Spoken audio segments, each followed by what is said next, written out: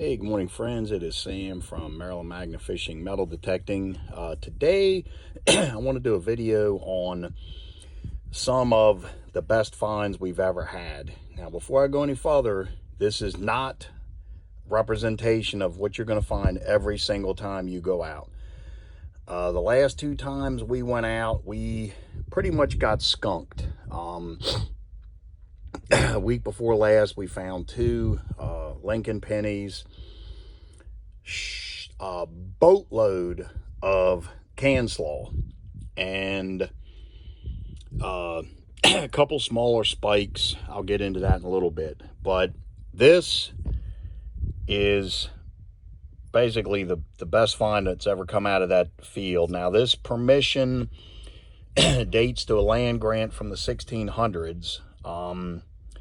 This is a King Charles I silver shilling, but what makes it so cool is it was bent into an S shape, which we've been told through research that it's what's called a love token. So, I mean, that's pretty daggone unique right there. And the fact that it predates the property by a good 60 plus years.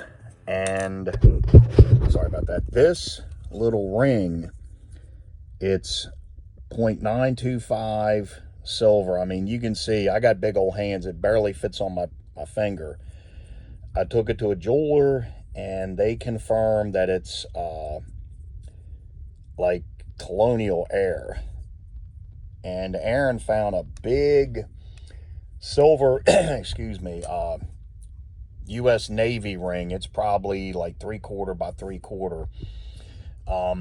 What he could find out, it dates to World War II, but the problem is there's a section here, it's split. It's probably split open well over 1/4 inch. But, you know, if you put it in a vise and squeezed it shut, it would match up.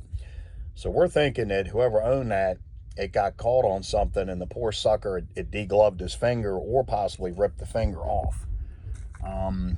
These are some of the coins. This is I can't read, it's 1850 something, seated Liberty dime.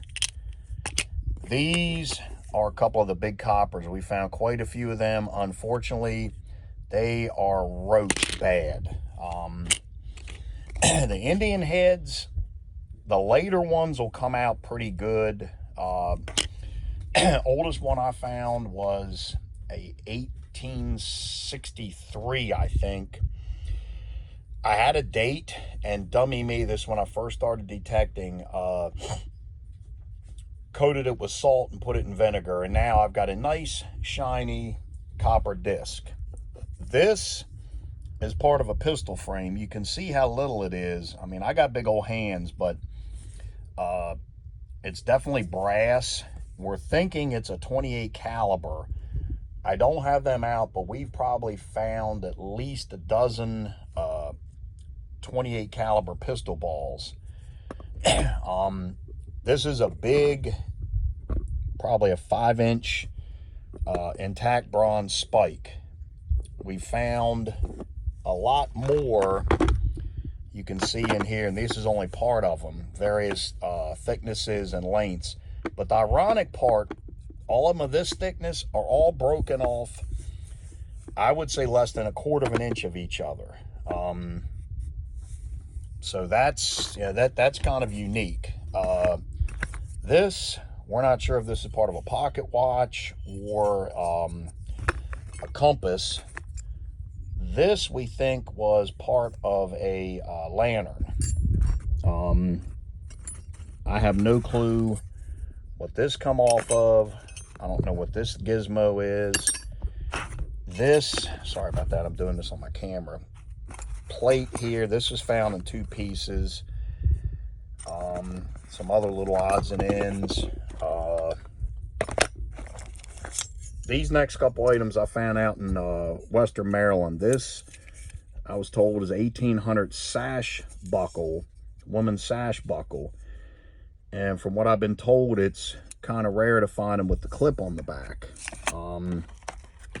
This is a Cheeseboro Ponds lipstick tube.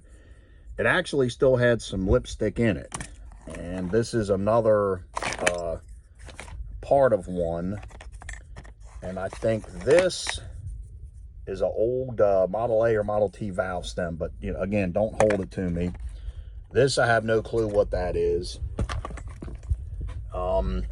These are, I like picking up like little bits of pottery, glass. You know, it's just a weird thing I like to do. Like this one here, I don't know if this is off of a crockery jug. I mean, it looks like it's, sorry about that, like big old hands. It's too thick to be part of a, like a coffee mug. But it's just something I enjoy doing. And these are all little pieces of copper that I found with my old White's Treasure Pro. And I tell you what, that was a pain in the butt. A lot of them were very small. And at first I thought maybe a moonshine still had been blown up. But I just figured out that they used to put copper on workboat hulls to keep them from having the bottoms cut out when they went out in the wintertime in the ice. Now this, I don't know what this little gizmo is. You can see it's hollow. I have no clue. This was found in an area where we found a bunch of melted pieces of like bronze or brass. Here's some buckles. This is only a small section of the buckles. This is a little brass. I don't know what the heck that is. Here's buttons. Get this a little closer. This is the very first one I ever found. I was told this is a colonial button. And then these are all the rest of them. These were all pretty much found in the same field with the exception of a few of them. Quite a few of them have the shanks intact, which is pretty cool. One of them, I'm not sure if it was this one or this one that I'd found with my mine lab. And holy crap, that thing was deep as could be. Here, my puppy's coming up here to get his nose into it. And these are the rest of the coins. But again, I don't want anybody to think that every single time you go out, you're going to find coins and all. This is a very, very small percentage of what we find. The bulk of it is crap. But the main thing, if I can pass on to anybody, is do research on your area for your permission. For the first couple of years, I just farted around in this one field, and when Aaron started going out, he did a lot of research. So we went out yesterday, Saturday. The farmer finally plowed, brush hogged and plowed that big field where the shilling was found. So we hit it. We didn't really find much. We've been pretty much skunked the last 3 times out. But I did contact the landowner about another field across from where we've been going, and she gave us permission to go there. So weather permitting, we're going to go next Saturday. So again, if you're new, please subscribe, hit the notifications, put the likes up, and thanks for watching.